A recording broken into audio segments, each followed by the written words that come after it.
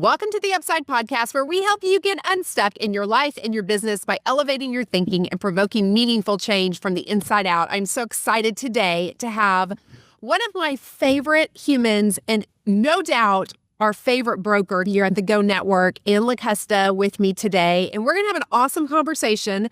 And just tell us a little bit about you, who you are, your background. You've got a pretty cool life story. Well, thank you. I'm so excited to be here. Yep. I have been married.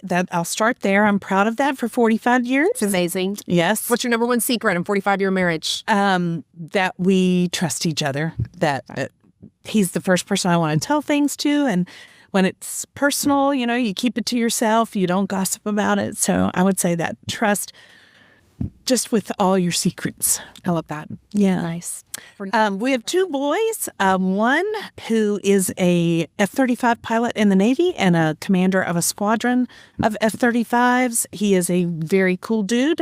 Went to the Naval Academy. We're proud of him. And one who went to Notre Dame, got his master's at Leeds University in England, and worked for Google for years, and now has retired at a young age and is writing the great American novel. So it's amazing. Yeah, we are so lucky. I was a real estate agent for about 15 years, and then I moved into I was at RE/MAX, moved to Keller Williams as a team leader. I've never sold a home at Keller Williams, which is so funny. I actually didn't know that. Yeah, because that's home now. Yeah. And became a team leader and was a team leader for 9 years and grew the office and all the things that go with running a real estate office. And then I, along the way, I was on the school board. These things happen to you. Your children get rezoned a million times in a fast growth school district, and you decide that rather than complain, you should maybe do something about it. I love that. So I've had a very interesting life in terms of choosing to lead at different times. And so that's what brought me into writing a book about leadership and what I'd learned about it. So you lead your family, you lead at your church, then you lead at your community, you lead at your business. It just kind of develops into a story of hopefully having positive influence.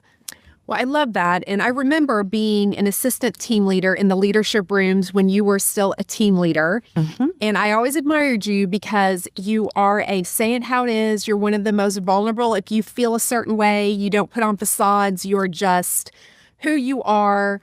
And who you are, this is authentically awesome. No. And so that works. But I've always admired you a lot. And so now in your role, you do something that a job that I think most people would probably tear their hair out. And yet it is all your leadership experience throughout your life that I think has prepared you to lead 4,000 realtors. So if you're not in the real estate space or you're not familiar with the Go Network, we have 13 offices. We have 9 local offices.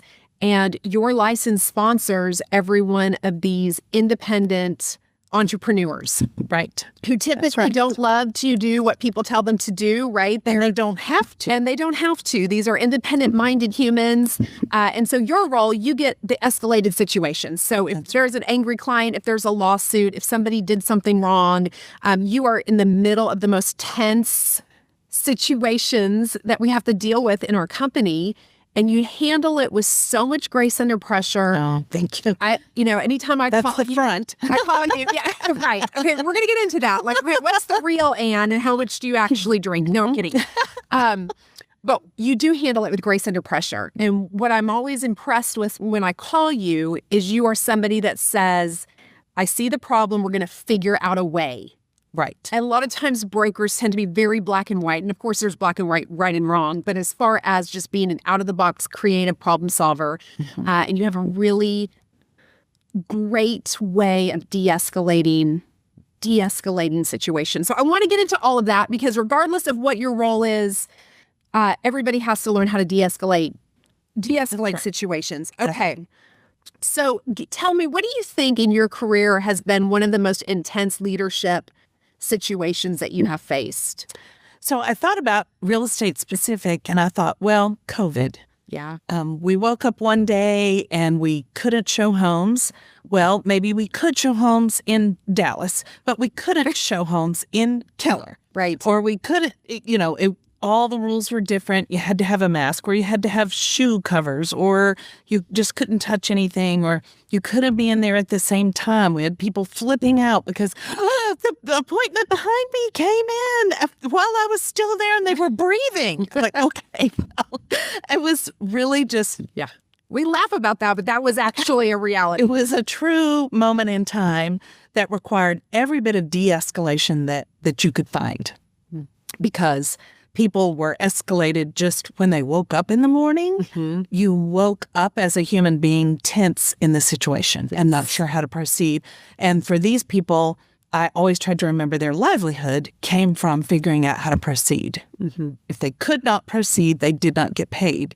So that was different than many careers. Yes. Right. Well, and I think in any normal market, you deal with people a lot of times at a low point, right? A place. And the difference with COVID is everybody in the entire world was stressed at the same time.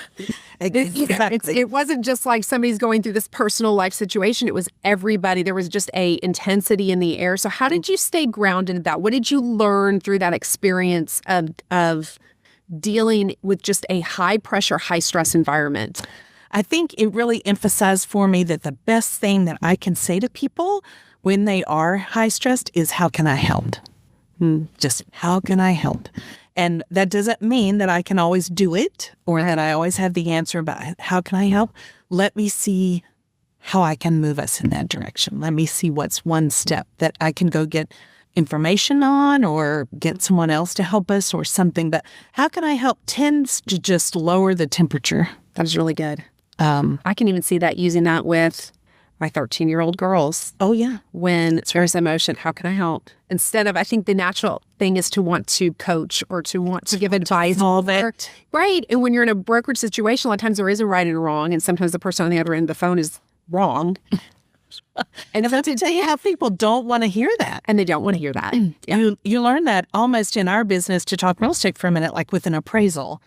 People, well, let's just get the appraiser to look at it again. Well, what are the odds that the appraiser is going to say they were wrong? I mean, Zero. Right. It's not going to happen. Right. And yet we continue to be surprised by that. So in my broker role, I've really learned to try very, very hard to not say you're wrong. To say, how can I help? What are our choices? What does our consumer want? What does our client wish to have happen? And getting clarity around that. Getting some clarity rather than saying, oh my gosh, why did you do that? And that's what you're thinking in your head. Can be, yes. Okay, so talking in real estate, when a transaction starts to unravel, and in our industry right now, we are at an all-time high nationally for unraveling transactions. Yes. Less of them are getting across the finish line after they go under contract than any time in history. That's right. So what are the first signals, and not necessarily from a real estate law perspective, but what are the first signs that an agent is losing maybe leadership with their client, or that things are going awry in the transaction? So I would say blame. When I speak to someone and they're blaming, as opposed to looking for that, how can I help? What should I do now? How can I help? They're blaming. They call me and what they want me to hear is, that other person is just a horrible human.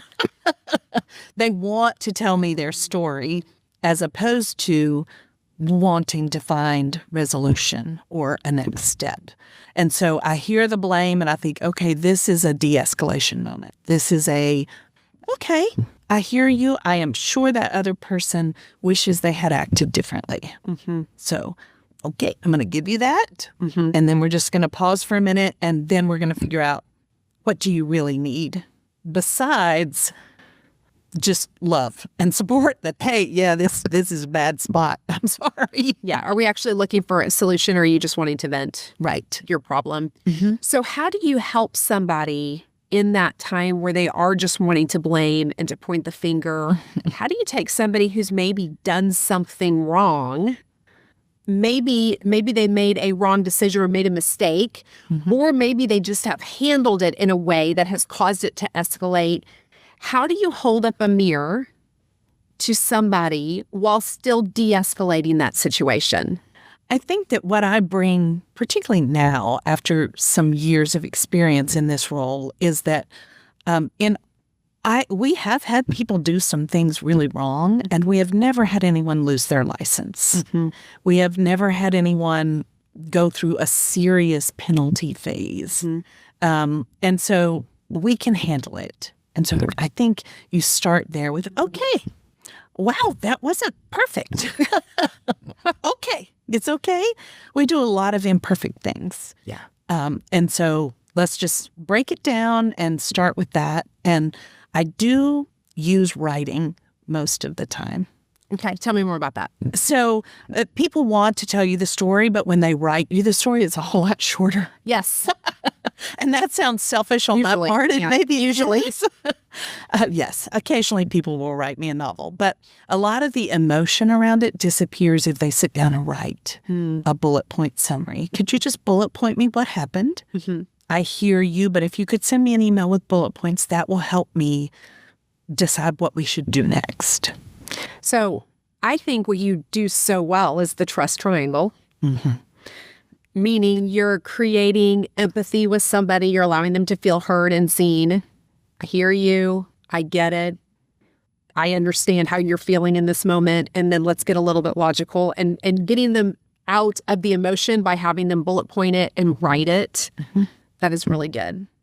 I don't think about it that way. I've just learned that if you don't hear them and hear their frustration or their anger or their sadness,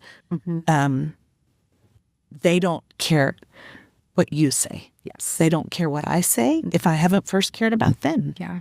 I had to learn a lot of conflict resolution when I worked for the home warranty company because people would call me screaming mad. And oftentimes there was a ball dropped by a contractor or by customer service. It was not always a perfect scenario. So learning how to take responsibility of that. And then oftentimes, though, along with that, there was a missed expectation. They had an expectation of what this was supposed to be or what their contract covered. And so having that empathy, though, then allowed you to be able to bring them to a new set. Occasionally what happens to me is they think they're going to call me and then I'm going to solve their problem. They think, oh, I'm going to talk to Anna, just give it to her. Yes. And of course, that isn't really how that goes because they're the ones in the relationships and in the middle of the situation. So the best thing I could do is help them and advise them and lead them to solving it themselves. Which makes them more likely to be able to solve it themselves, right, and to not get down that road. Yes. How do you regulate your own emotions when people are fanatical? And I mean, there's times I know that you get on the other end of the line and people are unreasonable in what they want you to do, how they want the problem solved. They're unreasonable about other people's expectations. No doubt it has to make you insane at times. How do you regulate your own emotion in that? Well, I would say I'm very lucky with the team of people I work with. So you are amazing, right? The leaders of our individual offices are amazing. And I feel very comfortable going, oh my gosh, Theresa, I need to just tell you about this situation because it could bubble up to you. Yes. Also, or bubble back to you, or however you want to phrase that. I work with Smokey quite a bit. And when I need to just tell him that I think we're in a mess, he's on speed dial to say, I think there's a possibility we're just in a mess. And there you go. Yeah. and he is very calm. He's very grounding for me. And then, of course, my husband, we've been married forever. And so at the end of the day, when I just say, I am done, I need just shh. I'm turning off my phone. Don't talk to me. Leave me. He has learned, okay, that's probably good for both of us, for you to just have a little peace. Yeah. Well, I think when we have perspective, I feel like that's one of the biggest things with just dealing with stress, whether it is crazy people or just any kind of pressure we have in our work roles. when you have the perspective of family and you have the perspective of friends outside of work and you have the perspective, it just creates this idea that it's more to life than just this moment, that this too shall pass, this will be okay. And the team we do it with at the Go Network is pretty awesome. Yes. They have really in the trenches together. Yeah, we don't have to be alone, no matter. We don't have to be alone. Yeah. So you mentioned specifically the phrase, how can I help? But how else does tone or timing or the words that you're choosing when you're in those escalated situations, what other tips or frameworks do you have? So I am also a big fan of the book, Fierce Conversation. Yeah, it's a great book. It has helped me a great deal learn that there are how to prepare myself. I think one thing I've learned is that very rarely are anyone in business surprised by anger from someone. Like it bubbles first. And they are surprised sometimes by how strong it can be, but the fact that it exists is not that surprising. And so I think that you learn to prepare for those fierce conversations. And so really almost every day I have to have those. And so I've gotten pretty good at getting myself centered, getting my workspace is always cleaned off at the end of every day so that when I come in, it's clean, it's clear. I have my 2 or 3 things that I'm still completing from the day before. And that really helps me be ready to handle because I have a reactive job. Yes. Most of the time, that's not ideal for people. You need to not react. Right. You need to stick to your plan that you set and do your plan in the morning. Well, my role really is reactive. Yeah. So that means my desk really does need to be pretty cleared. I need to have a clear mind, so that I can deal with whatever happens now. And I will say on the flip side of that, one of the things I think you do very well as our broker is that you watch for these patterns of mistakes or challenges. And mistakes don't even necessarily just by our agents, but mistakes by agents on the other side of the transaction or challenges or what are we seeing regularly. How do you approach that, through your broker chat training, or we have our own buyer representation agreement that you created to be more proactive and having better conversations with buyer clients about commissions and about scope of work and all of that. So how do you think that way? How much time do you spend thinking proactively about problem solving, and how do you time block for that? So I do have time blocked 3 days a week. Okay. Usually kind of at the end of the day to stop and think about, and I'm very committed to being a lifelong learner. Yesterday I went to a broker summit. I didn't have to go. No one makes you go, but I wanted to go because I want to know what's next in our industry.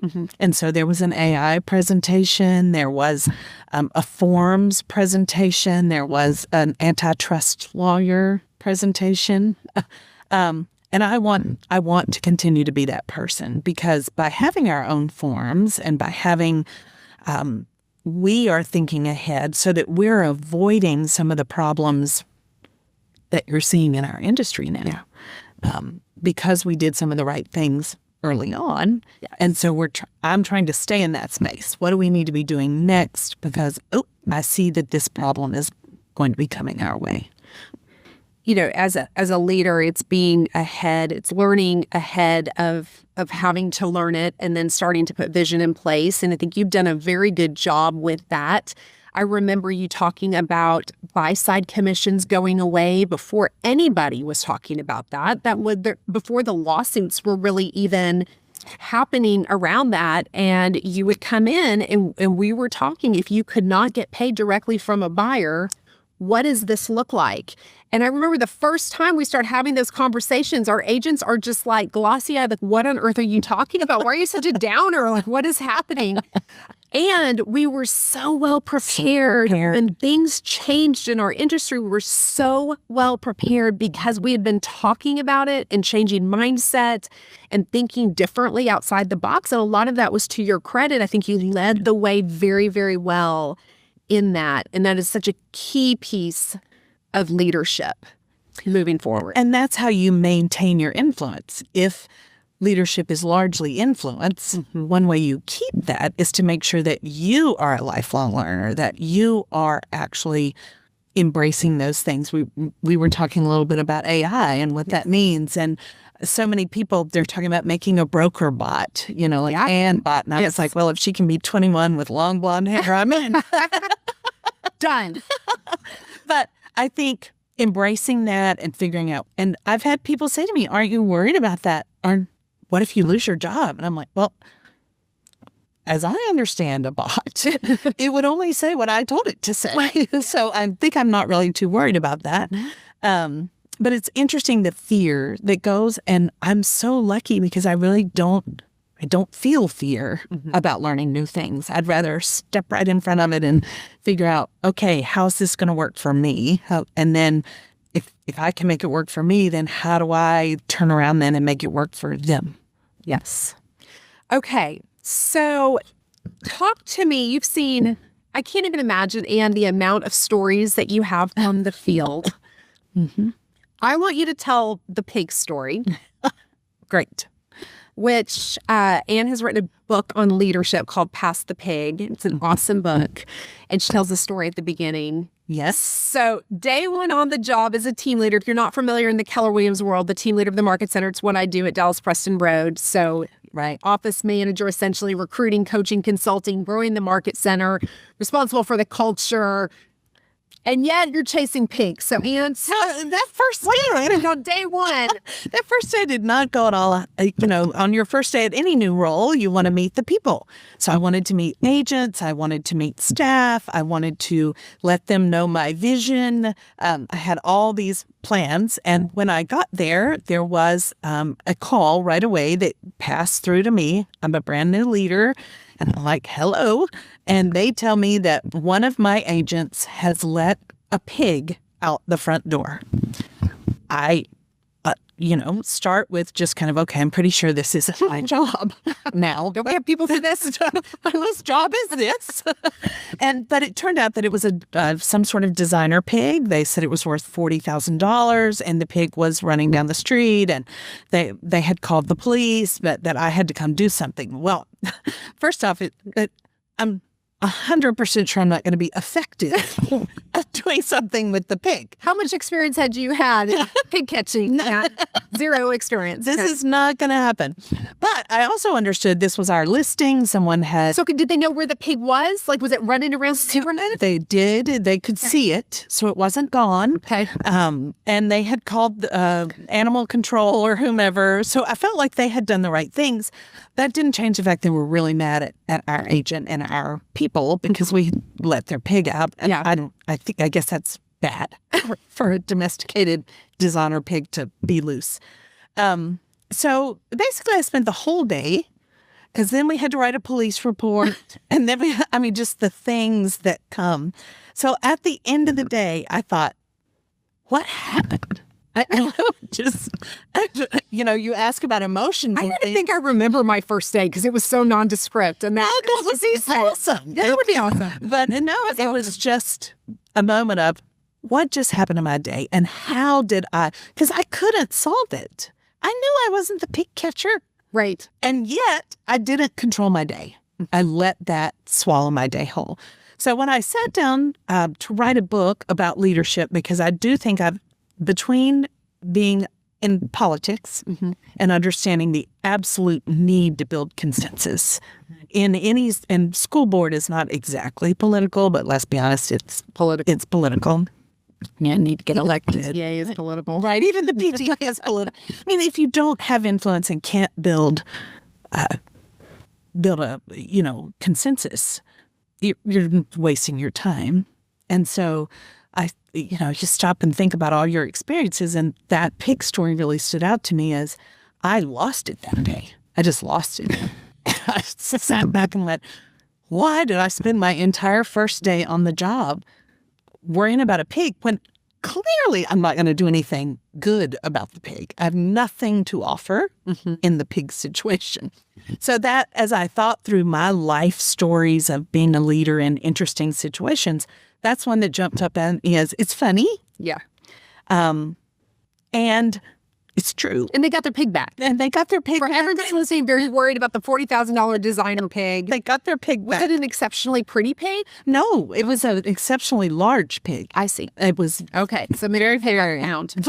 like on a bacon. We're gonna eat it. I mean, I'm pretty sure there were a lot of inappropriate jokes that upset the owner about this pig. But yeah, it lived in my memory and taught me a lot about just how to stay in control. How do you get rid of the things that are going to try to interrupt your day, because they're going to? How do you get back to what are your priorities? And I love the quote about how do you focus on what you want most as opposed to what you want now. And how often Have one to learn. and they're in conflict. Yeah, they are in conflict. They're in conflict so often.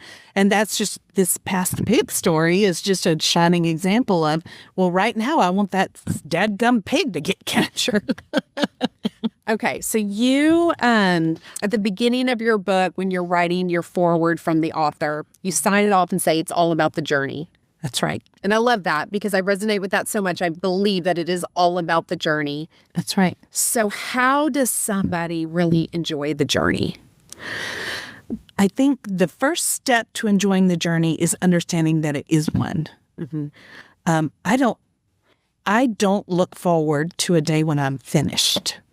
I'm not even sure I know what that means.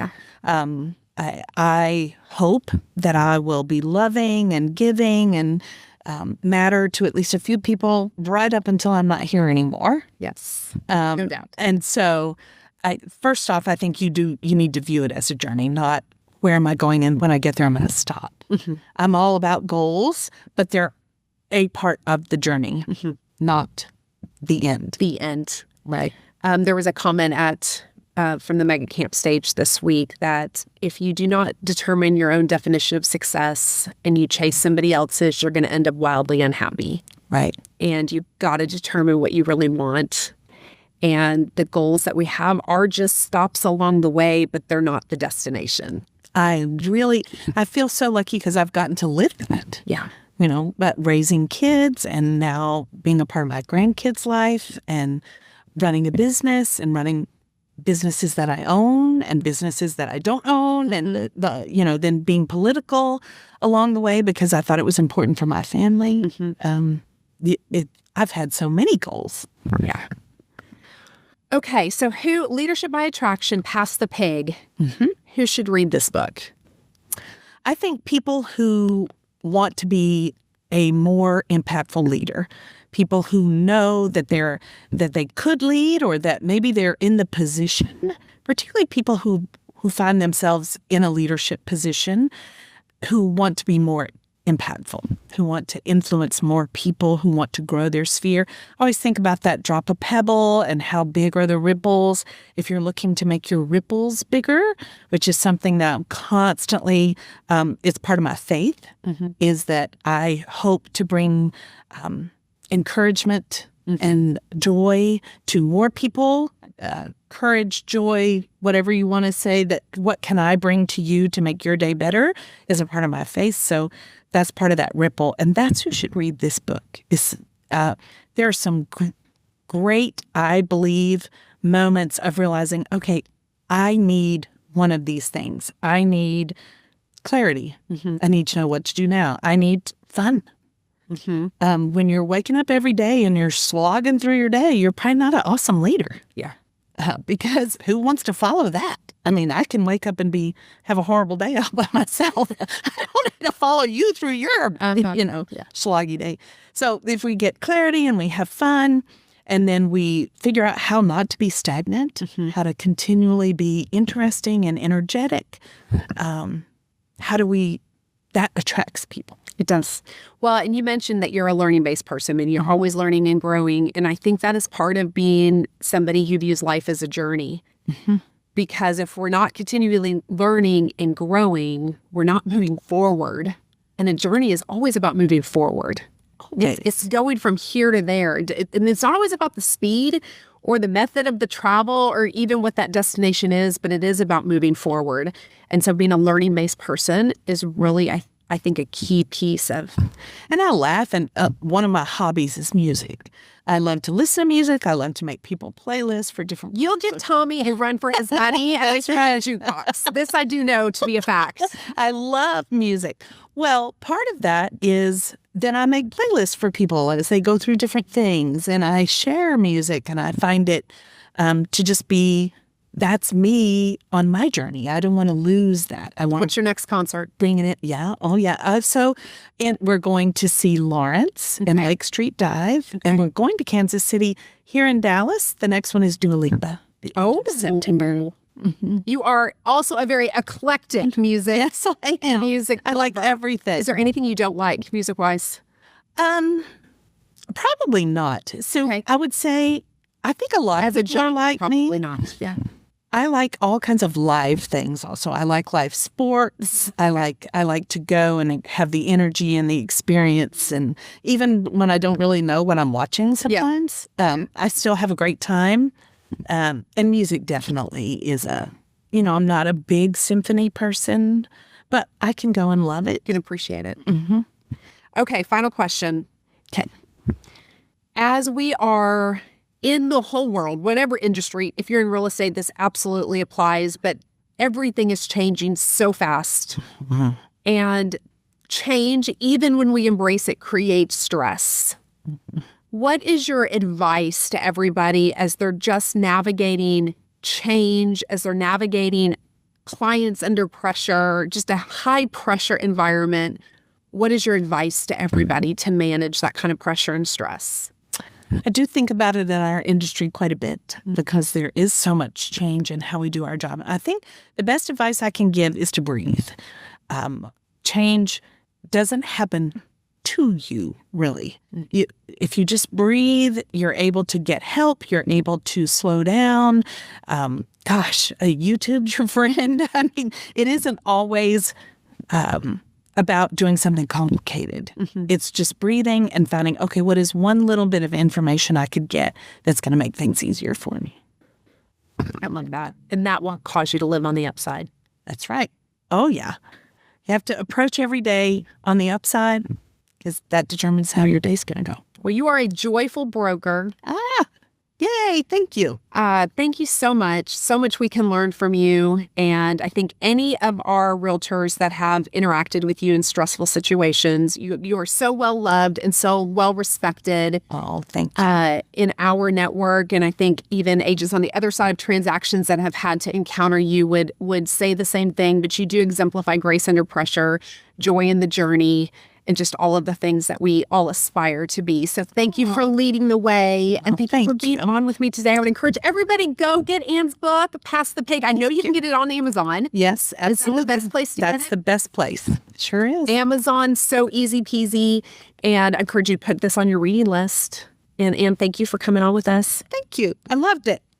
All right, everybody, that is one more episode of The Upside. And when you invest in your personal growth every single day, it is going to yield you great returns. Thank you for tuning in. And as always, keep living on the upside.